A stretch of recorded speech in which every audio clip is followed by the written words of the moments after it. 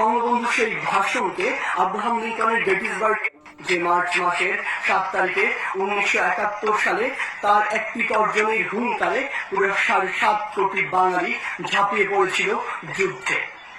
যুদ্ধ শেষে ছিনিয়ে এনেছিল স্বাধীন দেশের স্বাধীন পতাকা। অনেকে বঙ্গবন্ধু সেই ভাষণকে আব্রাহাম লিঙ্কনের গেটিসবার্গের ভাষণের সাথে তুলনা করে থাকেন, কিন্তু আমি কখনো সেই তুলনা করিনি। কারণ যে ভাষণ স্বাধীনতার 50 বছর পরেও যে ভাষণের প্রতিটি শব্দ আমাকে শিহরিত করে তোলে, সে ভাষণ পৃথিবীর অন্য কোনো ভাষণের সাথে তুলনাযোগ্য হতে পারে না। তাই তো আহমদ ছফা যথার্থই বলেছিলেন।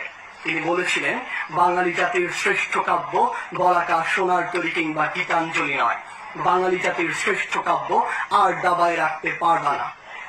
যে মানুষটি জীবন ও যৌবনের 14 বছর জেলে কাটিয়ে দিয়েছেন শুধুমাত্র এই বাঙালি জাতির মুক্তির জন্য, সেই মানুষটির বুকে শরীরে 18টি গুলি করে ঝাঁঝরা করে তার প্রতিদান আমরা দিয়েছি।